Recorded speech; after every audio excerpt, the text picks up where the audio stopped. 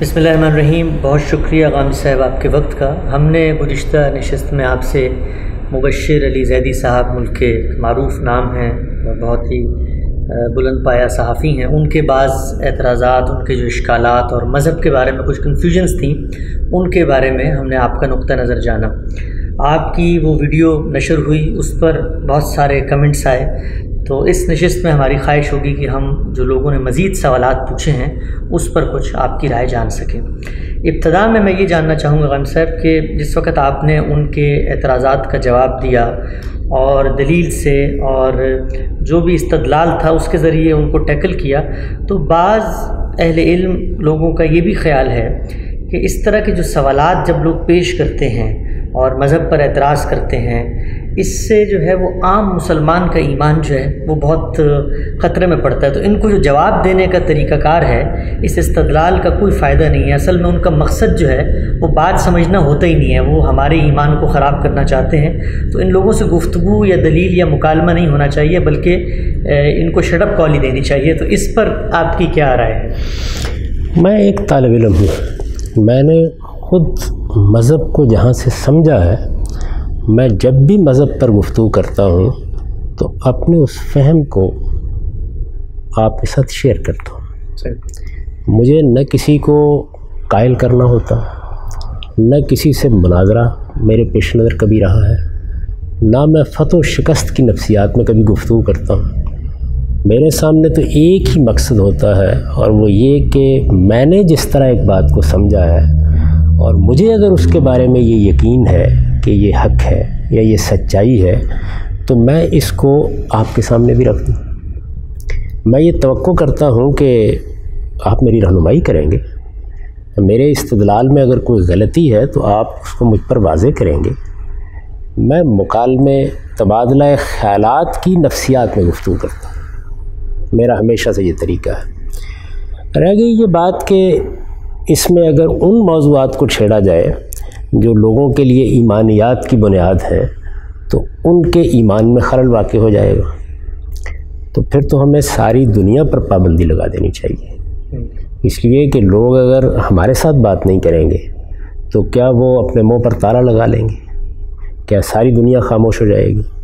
اس وقت دنیا میں ایسے ذرائع پیدا ہو گئے ہیں کہ آپ لوگوں کو کسی ایک علاقے میں بند نہیں کر سکتے۔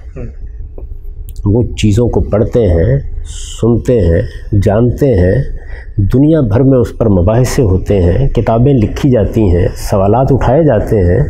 وہ سوالات آپ کی درسگاہوں تک پہنچ رہے ہیں، وہ آپ کی نئی نسل تک پہنچ رہے ہیں۔ وہ لوگوں کے ذہنوں میں اگر پہلے موجود تھے تو ان کو نئی زبان مل رہی ہے۔ اس وقت دنیا میں سارے کے سارے لوگ محمد الرسول اللہ صلی اللہ علیہ وسلم کے ماننے والے نہیں ہیں۔ ایک بہت بڑی تعداد ان لوگوں کی ہے جو مسیحیت پر ایمان رکھتے ہیں، بہت بڑی تعداد ان لوگوں کی ہے جو بدھ مت پر ایمان رکھتے ہیں، ہندو مت پر ایمان رکھنے والوں کی ایک بہت بڑی تعداد ہے۔ پھر نئے فلسفے پیدا ہوئے ہیں، نئے افکار پیدا ہوئے ہیں، لوگوں کے اندر آزاد فکری کا ایک رجحان پیدا ہوا ہے، یعنی وہ مذہبی پس منظر سے ہٹ کر چیزوں پر غور کرنے لگے ہیں۔ جس کو آپ الحاد کہتے ہیں وہ قدیم ترین زمانے میں بھی موجود تھا، لیکن اس وقت اپنے آپ کو ایک فخر کی نفسیات میں پیش کرتا ہے۔ تو اس میں آپ شتر مرغ کی طرح کیا ریت میں سر دے کے بیٹھے رہیں گے؟ یہ سب کچھ پہنچ رہا ہے ہمیں، بلکہ آگے بڑھ کر اس مکالمے میں شامل ہونا چاہیے۔ اور شامل ہونے کا طریقہ کیا ہے؟ اگر آپ فتح و شکست کی نفسیات میں ہوں گے تو کبھی بھی آپ کے اور دوسروں کے درمیان مکالمے کی فضا پیدا نہیں ہو سکے گی۔ ہمیں اللہ تعالیٰ نے کیا ہدایت دی، یعنی میری حکمت، آپ کی حکمت، میرا طرز عمل، آپ کا طرز عمل، اس سے تھوڑی دیر کے لیے الگ ہو کے دیکھیے کہ اللہ تعالیٰ نے ہمیں کیا بتایا۔ اللہ تعالیٰ نے یہ بتایا کہ یہ جو پروردگار کا راستہ ہے، پروردگار کا راستہ ہے نا، جس کو آپ اسلام کہتے ہیں، دین کہتے ہیں، تو ادعو الی سبیل ربک بالحکمہ والموعظۃ الحسنہ، یعنی مجھ پر ذمہ داری ڈالی گئی ہے کہ میں اس کی دعوت دوں۔ تو جب دعوت پیش کی جائے گی تو مجھ کو پابند کیا گیا ہے کہ میں حکمت کے ساتھ، استدلال کے ساتھ پیش کروں۔ مجھ سے کہا گیا ہے کہ اگر مجھے کسی جگہ ہٹ درمی ضد بھی نظر آئے تو میں نصیحت کا طریقہ اختیار کروں، اور وہ نصیحت کا اچھا اسلوب ہونا چاہیے۔ مجھ سے تقاضا کیا گیا ہے کہ اگر میرے اور کسی دوسرے کے درمیان کسی موضوع پر تبادلہ استدلال हो जाए, जिसको मुजादला कहा जाता है, तो वो भी अच्छे उसलूब में होना चाहिए. तो ये सारे तकाज़े मुझसे क्यों किए गए? इसलिए कि मुझे दूसरों को अपनी बात पहुंचानी है, अपना इल्म दूसरों के साथ शेयर करना है, अपने फ़िक्र में दूसरों को शरीक करना है. ये शिरकत के जज्बे से होना चाहिए. तो मैं तो कभी भी इस पहलू से बात नहीं करता. मेरे सामने अपने एक भाई के इश्कालात आए, आपने वो सामने रख दिए, मैंने उनके बारे में अपना तर्ज़ फ़िक्र आप तक पहुंचा दिया. ये उन पर भी पहुंच गए, वो इस पर गौर फरमाएंगे. कोई और पहलू सामने आएगा, मैं भी उस पर गौर करने के लिए हर वक्त तैयार होता हूँ. तो मेरे नज़दीक यहाँ से मामलात को देखना चाहिए. अच्छा, इसमें ख़ान साहब एक जो लोग इस तरीके को पसंद नहीं करते, उनका इस्तदलाल ये है कि वो ये देखते हैं कि इस तरह के जो इश्कालात के जवाब में दलाइल दिए जाते हैं तो दूसरी जानिब से कोई सीखने समझने का उनकी नज़र में कोई ऐसा मरहला नहीं होता, बल्कि ये महज एक शरारत होती है, एक सवाल छोड़ दिया, किसी को शक में डाल दिया. तो ये बताइए कि क्या दूसरी जानिब से क्या रद्द अमल होता है, इसके ज़िम्मेदार भी क्या हम हैं जवाब देने वाले लोग? मेरे नज़दीक तो इससे हमें कोई ताल्लुक़ ही नहीं होना चाहिए. यानी हमारे सामने एक बात रखी गई है, हम नीयत मुहर्रिकात इन तक पहुँचने वाले कौन होते हैं? हमें परवरदिगार ने ना इसकी इजाज़त दी है, ना इसका मुकल्लफ़ किया है. हमारा काम ये है कि हम बात पर तवज्जो करें. किसी दूसरे ने अगर इस्तिग़फ़ाफ़ के नुक्ता नज़र से बात की है तो करें, ये उसकी अखलाकियात है.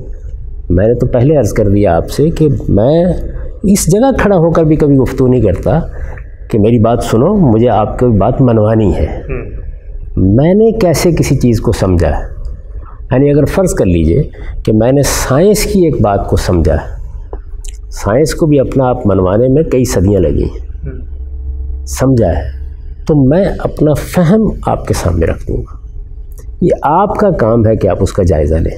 मेरे नज़दीक तो ये जो जायज़ा लेने का अमल है आपकी तरफ से, किसी भी मुखातब की तरफ से जिसके सामने मैं बात रख रहा हूँ, ये ख़ुद मेरे इल्म में इज़्दियाद का ज़रिया बनता है. तो मैं दीन को जब भी समझता हूँ या जब भी कभी ज़िंदगी में समझा है, उसमें बुनियादी मुहर्रिक मेरा अपना होता है. मैं क्या मानता हूँ, मैं क्यों मानता हूँ, मैं किस तरह मानता हूँ. यही वजह है कि मुझे इससे कभी दिलचस्पी नहीं होती कि मुझे किसी दूसरे को मनवाना है. ये दिलचस्पी होती है कि दूसरे तक पहुँचाना है, यानी जो मैं समझता हूँ वो पहुँचा देना है और बेहतर से बेहतर उसलूब में पहुँचाने की कोशिश करनी है. ये उसका काम है कि वो फ़ैसला करे कि वो इसको किस नीयत से सुनता है, उसके मुहर्रिकात क्या हैं. मैं सब के बारे में हुस्न ज़न रखता हूँ और मुझे इसी का हुक्म दिया गया. ठीक. अच्छा हम साहब, आपने जब मुबश्शिर साहब के सवालात का जवाब दिया तो हमने देखा कि बहुत सारे लोग, सैकड़ों लोगों ने उस पर कमेंट किया और बहुत सारे लोग थे जो मज़हब के बारे में कोई सवाल दिल में रखते थे, कोई इश्काल उनके जहन में था, तो वो भी उन्होंने वहाँ पर ज़ाहिर कर दिया. तो हमने गुज़िश्ता गुफ्तगू में ये भी बात की थी कि जब कोई एक आदमी इस तरह की बात करता है तो बहुत सारे मुसलमान, हो सकता है वो बज़ाहिर मुसलमान हों और अपने इस इश्काल को इस खौफ की वजह से छुपाते हों, तो वो इश्काल भी पेश कर देते हैं और हमें मौका मिलता है कि हम अपनी बात उन तक पहुँचाएँ. तो उन्हीं में से एक जो बुनियादी सवाल बाज़ लोगों ने उठाया है वो ये कि ये जो कुछ आपने अपना फ़िक्र, अपना इस्तदलाल, अपना फ़लसफ़ा पेश किया, जो मज़हब को रिप्रेजेंट करने वाले उलमा हैं और जो अक्सरियत में हैं, वो तो ये राय नहीं रखते, तो फिर हम आपकी बात को मज़हब की बात क्यों समझें, मज़हब की तर्जुमानी क्यों समझें? उन्होंने एक मिसाल दी, मसलन वो कहते हैं कि भाई ग़ुलामी के बारे में आपने एक बात कही, तो ग़ुलामी तो मुसलमानों के यहाँ हमेशा जारी रही, तमाम उलमा इसके जवाज़ के कायल रहे, लोगों ने नाम लिया बड़े बड़े उलमा का, उनके हवाले दिए, लिखा. तो ये बहुत बुनियादी सवाल है. ये बताइए कि जो आपने फ़िक्र पेश की, लोग तो ये देखते हैं, जो लोग मज़हब को रिप्रेजेंट कर रहे हैं वो तो ये आरा नहीं रखते, तो फिर आपकी बात को दीनी फ़िक्र की तर्जुमानी कैसे समझे और उसको क्यों ना समझे? मैंने ये कभी कहा भी नहीं कि वो मेरी बात को तर्जुमानी समझे. मैं एक हकीकत की तरफ तवज्जो दिलाता हूँ, बहुत मोहब्बत के साथ, बहुत अदब के साथ. वो ये कि मज़हबी रवायत या मबनी बर अफराद होती है या मबनी बर किताब होती है. यानी ये मैं भी जानता हूँ, आप भी जानते हैं कि दुनिया में बहुत से मज़ाहिब हैं जिनके बारे में अब हम जो राय भी कायम करेंगे वो उसकी नुमाइंदगी करने वाले अफराद ही की बुनियाद पर कायम करेंगे. मसलन बुद्ध मत, मसलन हिंदू मत, मसलन मसीहियत बड़ी हद तक. کہ وہاں افراد یہ بتا رہے ہیں کہ ہم نے کیا مذہب پایا، اس کے احکام کیا ہیں، اس کی ہدایات کیا ہیں، تو ظاہر ہے کہ ہمارے پاس وہاں کوئی اور معیار نہیں ہے۔ رد و قبول کے لیے ہمیں افراد ہی کے حوالے سے بات کرنی ہے۔ محمد الرسول اللہ صلی اللہ علیہ وسلم کا جو پیغام مجھ تک پہنچا ہے، اس کا ساری دنیا کے مذاہب میں امتیاز یہی ہے کہ اس کی کتاب محفوظ ہے۔ اس وجہ سے جب مجھے کوئی اشکال پیش آئے گا، جب کوئی سوال پیدا ہوگا، میرے پاس وہ ایک معیاری چیز ہے جس کو میں اٹھاؤں گا اور اٹھا کر دیکھوں گا کہ یہ فلاں عالم، یہ فلاں امام، یہ فلاں مجدد جو کچھ کہہ رہے ہیں، کیا فی الواقع وہ کتاب اس کی تائید کرتی ہے؟ میں پھر توجہ دلاؤں کہ میرا اپنا دین کو سمجھنے کا ہمیشہ سے طریقہ یہی رہا ہے۔ یعنی میرے سامنے کچھ فلسفیانہ سوالات تھے، کچھ سوالات سائنس نے پیدا کر دیے، کچھ جدید دنیا میں جو نئے علوم پیدا ہوئے ہیں انہوں نے پیدا کر دیے۔ میں بھی یہیں پلا بڑا ہوں، اسی معاشرے میں نے آنکھ کھولی ہے۔ جب یہ سب چیزیں سامنے آ گئیں تو ظاہر ہے کہ میں مذہب یا مذہبی فکر کی طرف رجوع کروں گا۔ مذہبی فکر کی طرف جب آپ رجوع کرتے ہیں تو اس میں متکلمین ہیں، اس میں مفسرین ہیں، اس میں فقہا ہیں، یہی لوگ ہیں۔ اب میرے پاس کوئی ذریعہ نہیں ہے عام حالات میں کہ میں ان کی بات کو چیلنج کر دوں، لیکن اگر مجھے یہ اطلاع مل جائے کہ اللہ کی کتاب دنیا میں موجود ہے، یعنی قرآن مجید موجود ہے، اور میں قرآن مجید کو براہ راست پڑھ سکتا ہوں، میں اس کی زبان سیکھ سکتا ہوں، میں اس کے اندر اتر کر ایک ایک آیے کا جائزہ لے سکتا ہوں، تو میں یہ کیوں نہیں کروں گا؟ چنانچہ میں نے یہی کیا ہے، اور میں ہر اس شخص کو جس کے ذہن میں کوئی سوال پیدا ہوتا ہے یہ دعوت دوں گا کہ دنیا میں تمام افکار افراد سے متعلق ہے، اسلام افراد سے متعلق نہیں۔ وہ اپنی کتاب پر کھڑا ہے، اس کی بنیاد قرآن مجید ہے۔ رسالت میں آپ صلی اللہ علیہ وسلم جس وقت دنیا میں موجود تھے تو آپ نمائندگی کر رہے تھے، جب آپ دنیا سے رخصت ہو گئے تو خود آپ تک پہنچنے کا ذریعہ بھی اب کتاب ہی، یعنی کتاب ہے جو آپ کی سیرت بتائے گی، کتاب ہے جو آپ کا تعارف کرائے گی، کتاب ہے جو آپ سے متعلق ہر بات کے لیے فیصلہ کن ہو جائے گی۔ میں نے توجہ دلائی تھی کہ خود قرآن مجید نے یہ بات واضح کر دی، یعنی قرآن مجید کو جب آپ پڑھتے ہیں تو وہ بے شمار جو سوالات لوگ کرتے ہیں ان کا جواب دیتا ہے۔ اس میں آپ دیکھیے کیا کہا ہے، یعنی سیدنا آدم علیہ السلام سے اس دین کی ابتدا ہوئی ہے، وہ خدا کے پیغمبر تھے۔ ظاہر ہے کہ ابتدا میں افتراق تشدد کا امکان نہیں تھا۔ سیدنا آدم علیہ السلام کے ذریعے سے جو ہدایت ملی اور جو انسان کی فطرت میں تھی، میں نے تو ہمیشہ یہ توجہ دلائی ہے کہ مذہب اصلاً انسان کی فطرت میں ودیت کیا گیا ہے۔ اس کے بعد اللہ تعالیٰ نے اس کو ٹامکٹویاں مارنے کے لیے چھوڑ نہیں دیا، بلکہ پہلے انسان ہی کو وحی سے سرفراز فرمایا، وہ خدا کا پیغمبر تھا۔ اس سے ایک مذہبی روایت قائم ہوئی، اس میں کوئی اختلافات نہیں تھے، لوگ ایک ہی دین پر تھے۔ وہ اگر اختلافات پیدا نہ کرتے، وہ اختلافات ایسے ہی ہوئے نا، تعبیر کے اختلافات جن کو آپ نے کہا علماء کے اختلافات، وہ کیسے سمجھتے ہیں، یہ پیدا ہوئے، ہو سکتا ہے اس میں صدیاں لگی ہوں۔ اس کے بعد اللہ تعالیٰ کہتے ہیں کہ اگر نہ ہوتے تو کافی تھی یہ ہدایت، ہو گئے تو پھر فبعث اللہ النبیین، پھر اللہ تعالیٰ نے نبوت کا سلسلہ جاری کر دیا۔ یعنی یوں نہیں ہے کہ نبوت کا سلسلہ جاری ہوا تو اس سے پہلے انسان خدا کی ہدایت سے واقف نہیں تھا، خدا کی ہدایت ہی سے انسان نے ابتدا کی ہے، لیکن ایک عرصے تک اللہ تعالیٰ نے موقع دیا کہ لوگ خود سمجھیں، خود دیکھیں، اس روایت کو آگے جاری رکھیں۔ ایسے ہی ہوا، جب اختلافات پیدا ہونا شروع ہو گئے تو پھر پے در پے پیغمبروں کو بھیجنے کا سلسلہ جاری کیا گیا۔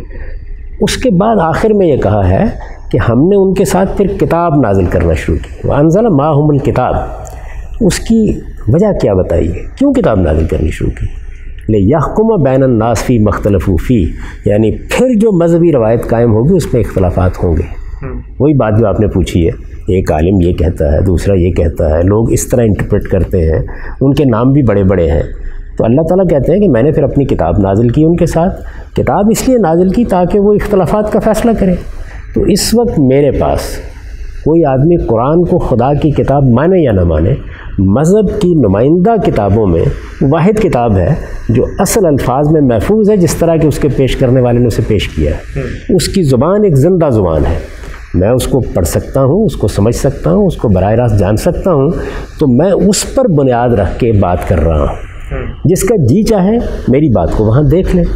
تو اس لیے میرے نزدیک جس مذہب کو میں مانتا ہوں، جسے آپ اسلام کہتے ہیں، وہ اس کا محتاج نہیں ہے کہ اس میں میں افراد کا حوالہ دوں یا آپ افراد کے حوالے سے کسی گمراہی کو اختیار کریں۔ ٹھیک۔ اچھا غالب صاحب، اس میں جو ایک بڑا بنیادی سوال لوگ اٹھاتے ہیں وہ یہ کہ آپ براہ راست کتاب سے استفادہ کر کے وہاں سے استدلال کرتے ہیں، علم سے استدلال کرتے ہیں، لیکن ایک عام آدمی میں تو نہ یہ کیپیسٹی ہے نہ کیپیبلٹی ہے، عربی زبان میں کتاب ہے، وہ آپ کا استدلال اگر مان لے تو آگے سے تو مولوی لوگ اس کو جواب دیتے ہیں۔ تو لوگ یہ بھی سوال کرتے ہیں کہ بھائی یہ پہلے آپس میں اپنے مذہب کا ایک مقدمہ ٹھیک کر لو، اس کے بعد مذہب ہمیں پیش کرنا ہے۔ تو خود آپس ہی میں آرگومنٹ بہت مختلف ہے، تو ہم تو نہ یہ کیپیسٹی رکھتے ہیں کہ ہم تو خود مذہب کا مقدمہ سننے آ رہے ہیں، تو ہم پہلے غامدی صاحب کی بات سنیں، پھر قرآن سے اس کو ویریفائی کریں، پھر علماء کو بتائیں کہ تمہاری بات غلط ہے، مذہب یہ ہے۔ تو اس پورے پروسیس میں ایک عام آدمی کیا کر سکتا ہے؟ دیکھیے، عام آدمی وہی کرتا ہے جو ہمیشہ سے تمام علوم میں کرتا ہے، یعنی اس کی کہیں آنکھ کھلتی ہے شعور کی، اس کے والدین اس کو کوئی بات بتاتے ہیں، اس کے اساتذہ کوئی بات بتاتے ہیں، وہ ان سے جو کچھ سیکھتا ہے اسی پر زندگی کی ابتدا کرتا ہے۔ اس کے ذہن میں کیا کوئی سوال پیدا ہوا؟ جب سوال پیدا ہو جائے گا تو وہ رجوع کرے گا۔ اس میں اس کے پاس دونوں چیزیں موجود ہیں، یعنی اللہ کی کتاب قرآن مجید کے سادہ تراجم موجود ہیں، جن اہل علم نے اس پر کام کیا وہ موجود ہیں، ہر زمانے میں اہل علم پیدا بھی ہو رہے ہیں، تو کسی کی بات ماننے کا سوال نہیں ہے۔ اہل علم کی رہنمائی میں عام آدمی کتاب کا مطالعہ کرتا ہے۔ میں آپ کو یہ دعوت نہیں دے رہا کہ آپ میری بات مان لیں، میں آپ سے یہ کہہ رہا ہوں کہ دیکھیے میں نے حقائق کو ایسے جانا ہے، میں آپ کے ساتھ اپنا یہ سفر شیئر کر رہا ہوں، آئیے آپ بھی اس پہ شامل ہو جائیے، آئیے کتاب کو دیکھتے ہیں۔ مثال کے طور پر آپ نے غلامی کا ذکر کیا، تو میں نے آپ کو یہ بتایا ہے کہ جب میں غلامی کی تاریخ پڑھتا ہوں تو یہ بالکل واضح ہے، خاص طور پر عرب میں غلامی کی تاریخ میں، کہ وہاں یہ کوئی سوال نہیں تھا کہ کسی آزاد کو پکڑ کے غلام بنا لیا جاتا تھا۔ غلامی جنگوں سے پیدا ہوئی اور اس کے پیچھے ایک استدلال بھی تھا، یعنی ظاہر ہے کہ کسی نے جارحیت کر کے، کسی ایک قبیلے نے دوسرے قبیلے کے خلاف جنگ چھیڑ دی، اگر جس کے خلاف جنگ چھیڑ گئی وہ فتح پا لیتا ہے تو اس کا نتیجہ یہ نکلا کہ اب سزا کے طور پر لوگوں کو غلام بنانا شروع کر دیا گیا، یہاں سے وہ پیدا ہو گئی۔ تو بنیادی طور پر یہ جنگ تھی جو غلامی کو جواز دیتی تھی، جنگ میں ہم سزا دیں گے جب جارحیت ہوگی۔ اب ظاہر ہے کہ انسان اصول پر تو نہیں کھڑا رہتا، اس کے بعد یہ ہوا کہ جس نے حملہ کیا یا جس نے مدافعت کی سب غلام بنانے لگ گئے، تو جنگ کے قیدیوں کو غلام بنایا جاتا تھا۔ قرآن مجید نے صریح الفاظ میں اعلان کر دیا اس کا، جس کا جی چاہے سورہ محمد کی آیت نکال کے دیکھ دے۔ اس نے جب پہلی جنگ کا موقع آیا تو یہ اعلان کر دیا کہ اب دو ہی صورتیں باقی ہیں، فَإِمَّا مَنًّا بَعْدُ وَإِمَّا فِدَاءٌ، یعنی یا آپ احسان کے طور پر رہا کریں گے اور یا آپ فدیہ لے کے رہا کریں گے۔ مذہبی روایت اس کو کیوں نہیں مانتی آپ کی جو بات؟ اس کے بہت سے وجوہ اسباب ہوتے ہیں۔ دیکھیے بات یہ ہے کہ مذہبی روایت جب قائم ہوتی ہے تو اس میں بھی بے شمار عوامل کام کرتے ہیں، آپ کا زمانہ کون سا ہے، اس کی روایات کون سی ہیں، کیا چیزیں ہیں جو آپ کی معاشرت کا حصہ بن گئی ہیں۔ مثلا میں اس وقت اگر آپ سے یہ پوچھوں کہ قرآن موجود ہے، صریح لفظوں میں اعلان کر رہا ہے کہ سود اللہ تعالیٰ نے حرام قرار دے دیا ہے۔ اس وقت جو جدید ذہن ہے، جو اس وقت کا معیشت کا نظم چلا رہا ہے، ذرا تھوڑی دیر کی رک کر دیکھیے کیا وہ اس کو ماننے کے لیے تیار ہے؟ ممکن نہیں، عملی طور پر آپ نہیں مان رہے۔ کیوں نہیں مان رہے؟ آپ سے بات کی جائے تو تھوڑی دیر میں آپ یہ تسلیم کر لیں گے کہ قرض پر نفع کا مطالبہ کرنا اخلاقی لحاظ سے قابل اعتراض ہے، مان لیں گے، لیکن چونکہ ایک نظم چل رہا ہے، اس پر پوری معیشت قائم ہے، اس کے کچھ آپ کو فائدے نظر آ رہے ہیں، اس سے تنظیم زر ہوتی ہے، اس سے بہت بڑے پیمانے پر روپیہ اکٹھا ہوتا ہے، تو آپ ایک پوری کی پوری فوائد کی دنیا لا کے کھڑی کر دیں گے اور پھر یہ کہیں گے اس میں یہ کیسے ہو سکتا ہے؟ تو ایک زمانے میں غلامی بھی معیشت کی بنیاد رہی ہے، یعنی آپ سوچیں کہ لوگوں کے گھروں میں غلام ہیں، ان کا کام کرنے کے لیے باہر غلام ہیں، جب چاہیں ان کو وہ خرید کے لا سکتے ہیں، اطمینان کے ساتھ اشرافیہ کی ایک تہذیب وجود میں لائی جا سکتی ہے۔ تو یہ ساری چیزیں جب کسی سوسائٹی کا احاطہ کر لیتی ہیں تو اس میں آسان نہیں ہوتا، پھر لوگ اس میں تعویلیں کرتے ہیں۔ تو اس میں کرنا کیا چاہیے؟ بجائے اس کے کہ آپ لوگوں کے عمل کے اسیر ہو کے رہ جائیں، میں پھر توجہ دلاؤں گا اصل کتاب کو دیکھ لیں، وہ یہ کہہ رہی ہے۔ تو میں نے اس وجہ سے توجہ دلائی بہت ادب کے ساتھ، اور اگر اس میں کوئی غلطی ہے تو لوگ میری اصلاح کر سکتے ہیں، کہ قرآن مجید نے مسئلے کو یہاں سے لیا کہ غلامی جہاں سے پیدا ہو رہی ہے اس کا دروازہ بند کر دیا، یعنی اب کسی کو غلام بنایا نہیں جا سکتا۔ دونوں باتوں کی نفی کر دی، نہ کسی قیدی کو قتل کیا جا سکتا ہے، نہ اسے غلام بنایا جا سکتا ہے۔ قیدیوں کے بارے میں یہ بتا دیا کہ خدا کا قانون یہی ہے کہ آپ یا ان کو احسان کے طور پر رہا کریں گے یا فدیہ لے کر رہا کر دیں گے، یہ قانون بنا دیا گیا۔ اس کے بعد غلام بننے کا تو سوال ختم ہو گیا، الا یہ کہ آپ خلاف ورزی کریں گے آپ اس حکم کی۔ لیکن جو موجود غلام ہیں ان کے بارے میں یہ احمقانہ اقدام نہیں کیا گیا کہ کل ان کو اٹھا کے باہر پھینک دیں، نہیں، ان کے لیے ایک تدریجی طریقہ اختیار کیا گیا۔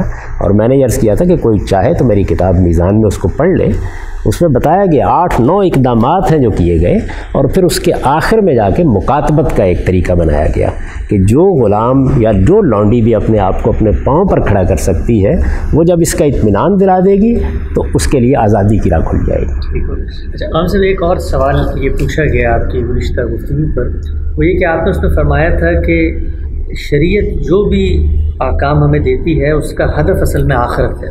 تو سوال یہ اٹھایا بعض لوگوں نے کہ یہ جو احکام ہمیں دیے جا رہے ہیں یہ تو سر تسر دنیا سے متعلق ہے۔ مثلا 2 مثالیں لیتے ہیں اور دونوں کی آپ پھر وضاحت کریں۔ مطلب زکوٰۃ جس کو ہم کہتے ہیں یہ ٹیکس ہے، تو ٹیکس تو دنیا سے متعلق ہے، مطلب دنیا کے اندر حکومت نے مجھ سے پیسہ لینا ہے، دنیا کے اندر میرے لیے وسائل مہیا کرنے ہیں، تو ٹیکس کا تو آخرت سے کوئی تعلق نہیں ہے۔ لیکن مذہب تو اس معاملے میں آ کر بھی قانون سازی کرتا ہے، اور 2.5%، 5%، 10%، تو یہ پھر آپ کی جو اصولی بات ہے اس سے یہ کہاں لنک ہوتی ہے بات؟ میں پھر یہاں ادب کے ساتھ عرض کروں گا کہ میری بات کو سمجھنے کی کوشش کریں لوگ۔ میں کیا کہہ رہا ہوں؟ میں یہ کہہ رہا ہوں کہ ایک چیز ہے ریاستی قانون۔ ریاستی قانون ریاست کی ضرورتوں کی بنیاد پر بنایا جاتا ہے۔ بین الاقوامی قوانین بین الاقوامی حالات کی ضرورتوں کو سامنے رکھ کے بنائے جاتے ہیں، یعنی انسان کی ضرورت ہے نا، ورنہ میں یا آپ کسی قانون کی کیوں پابندی کریں گے؟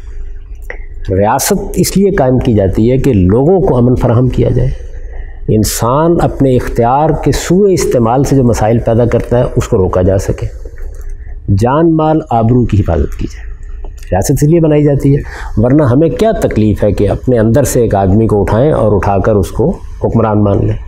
ایک ضرورت ہے نا ہماری، وہاں سے پیدا ہوتی ہے، لہٰذا اس کا قانون سازی کا دائرہ بہت وسیع ہو جاتا ہے۔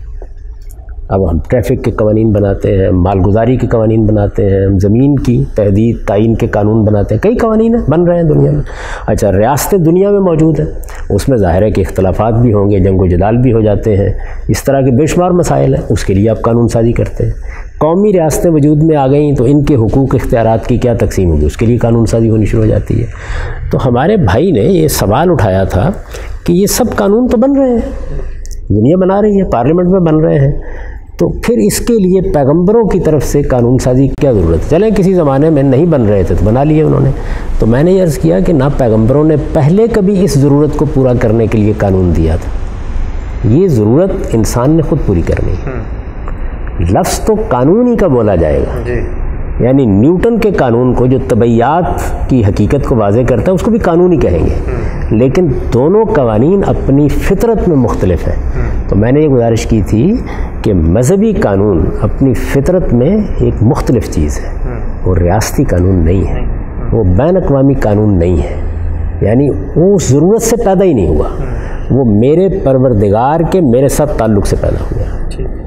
اس کو آپ ایک مثال سے یوں سمجھیے کہ میں نے اپنی آزادانہ مرضی سے فیصلہ کیا کہ میں کسی ملک کی فوج میں بھرتی ہو جاؤں گا۔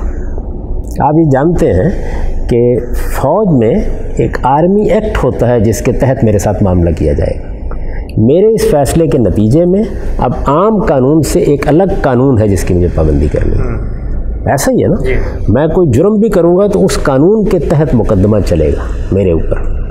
بالکل اسی طریقے سے جب میں مسلمان ہوتا ہوں تو مسلمان ہونے کا مطلب یہ ہے کہ دنیا میں ریاستیں بھی ہیں، دنیا میں عالمی نظم بھی ہے جس کی نمائندگی اقوام متحدہ کرتی ہے، دنیا میں عالمی طاقتیں بھی ہیں، وہ قوانین بھی بنا رہے ہیں، عدالتیں بھی قائم کر رہے ہیں، وہاں مجھے رہنا ہے۔ ظاہر ہے کہ میں اگر پاکستان میں ہوں تو وہاں کے قانون کی پابندی کروں گا، امریکہ میں تو وہاں کے قانون کی پابندی کروں گا، لیکن اس کے ساتھ میں مسلمان ہو گیا ہوں۔ مسلمان ہو گئے ہوں تو اب خدائی قانون. تو میں نے عرض کیا تھا کہ خدائی قانون کیا ریاست کے مسئلے کو حل کرنے کے لیے دیا گیا ہے؟ کیا وہ بین الاقوامی معاملات کو حل کرنے کے لیے دیا گیا ہے؟ ہرگز نہیں. وہ اصل میں آخرت کو ہدف بنا کے مجھے جو نصب العین دیا گیا ہے اس دنیا میں، تزکیے کا، پاکیزگی نفس کا، اس کے لیے دیا گیا. تو لفظ قانون کا اشتراک ہے، لیکن یہ قانون مختلف ہے، اپنی نیچر میں، اپنی فطرت میں مختلف ہے. میں نے یہ عرض کیا تھا کہ یہ قانون اس جگہ جواب دہی کے لیے میری ضرورت ہے کہ میں اس کی پابندی کروں، جیسے ریاستی قانون پاکستان میں رہنے کے لیے میری ضرورت ہے، بین الاقوامی قانون موجودہ دنیا میں رہنے کے لیے میری ضرورت ہے. تو یہ قانون اپنی فطرت میں چونکہ مختلف ہے، تو اس وجہ سے یہ سوال نہ اٹھائیے کہ یہ قانون تو ہمارے پاس موجود ہے، ریاستی بھی بین الاقوامی بھی نہیں، وہ اور ضرورت کو پورا کرنے کے لیے بنائے گئے. یہاں میرے پروردگار نے مجھے ایک نصب العین دیا ہے. وہ نصب العین کیا ہے؟ مجھے پاکیزگی نفس کی انتہا تک جانا ہے. اب آپ دیکھیے، میں اس کی 2 چھوٹی مثالیں دے کے آپ کو واضح کرتا ہوں. جو قانون میرے پروردگار نے مجھے دیا ہے، میں نے آپ کو یہ بتایا کہ اس کا ہدف کیا ہے؟ تزکیہ، یعنی مجھے پاکیزگی اختیار کرنی ہے. پاکیزگی ظاہر ہے کہ اجمالی تعبیر ہے. میری رہنمائی کے لیے اس پاکیزگی کو قانون اور ضابطے کا بھی پابند بنایا گیا ہے. میں یہاں واضح کر دوں کہ دین کا جو پورا کانٹینٹ ہے وہ 2 حصوں میں تقسیم کیا جا سکتا ہے. جو ہمیں دین قرآن مجید سے ملا ہے یا محمد الرسول اللہ سے ملا ہے صلی اللہ علیہ وسلم، وہ 2 حصوں میں. ایک اس میں الحکمہ کا حصہ ہے جس میں ایمان اور اخلاق کے مباحث ہوتے ہیں. دوسرا حصہ جو ہے وہ قانون کا حصہ ہے. تو آپ ذرا دیکھیے کہ ریاستی قانون کیا ہے اور یہ قانون کیا ہے. مثلا میں نے آپ سے عرض کیا تھا کہ تزکیہ یا پاکیزگی کے لیے مجھ سے تقاضا کیا گیا مجھے تطہیر بدن کرنی ہے. یہ ریاستی قانون کا موضوع نہیں ہے. تطہیر بدن ہے جس کے لیے میرے بچے کا ختنہ ہوتا ہے. تطہیر بدن ہے جس کے لیے زیر ناف کے بال مونڈے جاتے ہیں. تطہیر بدن ہے جس کے لیے استنجا کا طریقہ بتایا جاتا ہے. تطہیر بدن ہے جس کے لیے وضو کے آداب بتائے جاتے ہیں. تطہیر بدن ہے جس کے لیے جنابت کا غسل سکھایا جاتا ہے. اس کا ریاستی قانون سے کیا تعلق ہے؟ تو ایک بالکل مختلف مقصد ہے جس کو سامنے رکھ کر میرا پروردگار مجھے پابند کر رہا ہے. یعنی کسی ریاست کو میں یہ حق ہی نہیں دوں گا تو میرے بدن کے بارے میں گفتگو کر، حق ہی نہیں دوں گا. میں کسی پارلیمنٹ کو حق دوں گا؟ یہ سوال ہی پیدا نہیں ہوتا. یہ میرا پروردگار ہے، بادشاہ کائنات ہے، جس نے مجھ سے کہا کہ میری سلطنت میں، میری بادشاہی میں داخل ہونے کے لیے جو موت کے بعد نمایاں ہو جائے گی، تمہیں اپنے آپ کو پاکیزہ بنانا ہے. تو میں نے اس میں تطہیر بدن کی، تطہیر خور و نوش. تمہیں فلاں چیز کھانی ہے اس لیے کہ وہ طیب ہے، پاک ہے. اب دیکھیے لفظ کیا استعمال کیا ہے؟ طیب، پاک. ہائیجینک نہیں کہا، یہ نہیں کہا. یہ زیر بحث ہی نہیں ہے. یہ دنیا بتائے گی آپ کو، ڈاکٹر بتائیں گے کیا چیز صاف ہے، کیا چیز صحت کے لیے اچھی ہے. یہ زیر بحث نہیں. طیب کیا ہے، پاکیزہ کیا ہے. تو کہا کہ پاکیزہ چیزیں کھانی ہیں، تمہیں خبائث نہیں، قریب نہیں جانا ان کے. پھر اس کی تعین کی، بتایا وہ کیا چیزیں یہ ہے. اب یہ جو قانون ہے اس کے ریاست سے کیا تعلق ہے؟ ریاست میرے دسترخوان کا فیصلہ کرے گی، بین الاقوامی قانون میرے دسترخوان کا فیصلہ کرے گا. کوئی سوال ہی اس کا پیدا نہیں ہوتا. اس کے بعد تیسری چیز وہ آتی ہے جس کو آپ کہتے ہیں اخلاق. تو ظاہر ہے کہ اخلاقی وجود کا اظہار ہونا ہے دنیا میں. آپ نے کہا نا کہ دنیا کیوں زیر بحث آ گئی؟ اخلاقی قانون کا اظہار دنیا میں ہونا ہے. یہاں آ کر بظاہر آپ کو لگے گا کہ ادھر کی ہدایات اور ادھر کی ہدایات کچھ مل رہی ہیں. یہاں لگے گا آگے، کیونکہ دنیوی قانون جو ہے، ریاست کا قانون ہو یا بین الاقوامی قانون ہو، اس کی بھی بنیاد اخلاقی وجود پر ہے. 2 ہی چیزیں ہیں نا جس کی بنیاد پہ آپ قانون سازی کرتے ہیں، اخلاقی مقدمات ہیں اور عقلی استدلال ہوتا ہے. تو ان دونوں سے آپ قانون سازی کرتے ہیں. یہاں آ کے چونکہ اخلاق کی تطہیر کے ضابطے اللہ تعالیٰ نے بھی بتائے ہیں، تو آپ کسی حد تک قریب محسوس کرتے ہیں. اسی وجہ سے یہ سوال غالباً پیدا ہوا ہوگا کہ اب ہم دنیا میں آ گئے، آئیں گے دنیا میں، اس لیے کہ جس امتحان سے ہم کو گزارا جا رہا ہے وہ دنیا ہی میں ہے. یہ جو تطہیر بدن تھی یہ بھی دنیا میں کرنی تھی، تطہیر خور و نوش بھی دنیا میں کرنی تھی. ہر جگہ ہم کہہ رہے ہیں نا یہ حرام ہے، ہم نہیں کھائیں گے، تو یہ دنیا ہی میں کہہ رہے ہیں. اسی طرح تطہیر اخلاق بھی دنیا ہی میں کرنی ہے. تطہیر اخلاق کے دنیا پر اثرات بھی پڑیں گے، یعنی میری پاکیزگی اخلاق کے. لیکن اگر آپ غور کریں تو یہاں بھی قانون کا منشا، ہدف اور نصب العین بالکل مختلف ہے. یعنی یہاں بھی میرا ہدف یہ بیان کیا گیا ہے کہ مجھے اصل میں یہ اخلاقی پاکیزگی اس لیے حاصل کرنی ہے کہ میں جنت میں داخل ہونے کے لیے گویا ٹکٹ خرید رہا ہوں.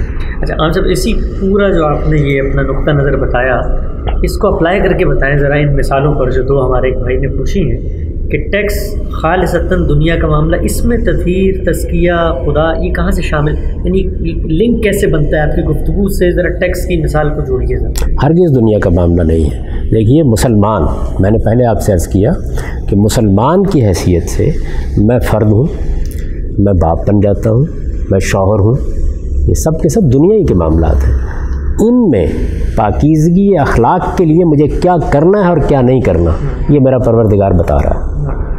آپ کی ریاست بھی بتاتی ہے، لیکن پاکیزگی اخلاق اس کا ہدف نہیں ہے۔ اس کا ہدف کیا ہے؟ امن قائم ہونا چاہیے، ریاست کا نظم چلنا چاہیے، لوگوں کو کوئی نقصان نہیں پہنچنا چاہیے، ایک دوسرے کی آزادی کا احترام ہونا چاہیے۔ دیکھیے وہاں بالکل دوسرے پہلو ہیں۔ یہاں کیا ہے؟ پاکیزگی اخلاق کے لیے مجھے کوئی ایسا کام نہیں کرنا کہ جو کسی کی حق تلفی کا باعث ہو، جو کسی کی جان مال آبرو کے خلاف زیادتی کا باعث ہو، جو شرک پر مبنی ہو، جو فواحش پر مبنی ہو۔ قرآن نے بیان کیا نا اس کو، یہاں پاکیزگی اخلاق ہے جس کو ہدف بنایا گیا۔ اس کے تحت میں حکمران بن گیا ہوں، میں فرد کی حیثیت سے حکمران بن گیا ہوں یا ایک پارلیمنٹ حکمران بن گئی ہے آج کے زمانے کے لحاظ سے؟ وہ سب کیا ہیں؟ مسلمان ہیں یا نہیں ہیں؟ اگر مسلمان ہیں تو یہ اہم سوال سامنے آتا ہے کہ میرے اور آپ کے کمائے ہوئے مال سے وہ حکومت کا نظم چلانے کے لیے کتنا لے سکتے ہیں؟ ظاہر ہے کہ اس کا فیصلہ صحیح بھی ہو سکتا ہے، غلط بھی ہو سکتا ہے، ظالمانہ بھی ہو سکتا ہے۔ دنیا کی تاریخ بتاتی ہے۔ اس میں ان مسلمانوں کو جو پارلیمنٹ میں بیٹھے ہوئے ہیں خطاب کر کے اللہ تعالیٰ کہتے ہیں کہ تمہاری ضرورت مان لی گئی کہ تمہیں حکومت چلانے کے لیے لوگوں کے کمائے ہوئے مال سے کچھ لینا ہے اور بالجبر لینا ہے، یہ مان لیا، لیکن یہ جبر تم کرنے کا حق نہیں رکھتے، یہ میں بتاؤں گا کہ کتنا لے سکتے۔ یعنی یہاں پر بھی گویا یوں سمجھ لیجیے کہ ایک اخلاقی اقدام ہے۔ اگر تو انہوں نے جا کے زمین کھود کے کہیں سے پیسے نکالنے ہیں تو مذہب کو مداخلت کی کوئی ضرورت نہیں ہے، انہوں نے میرے کمائے ہوئے مال سے لینا ہے۔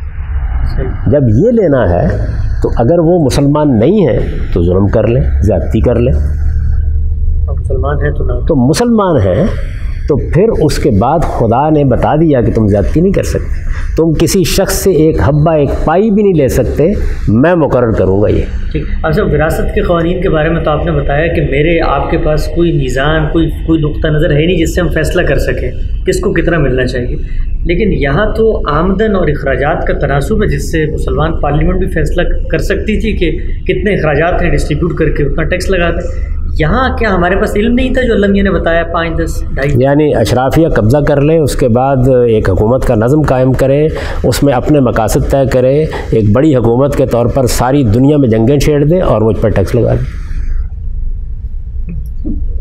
یعنی کس اصول پر؟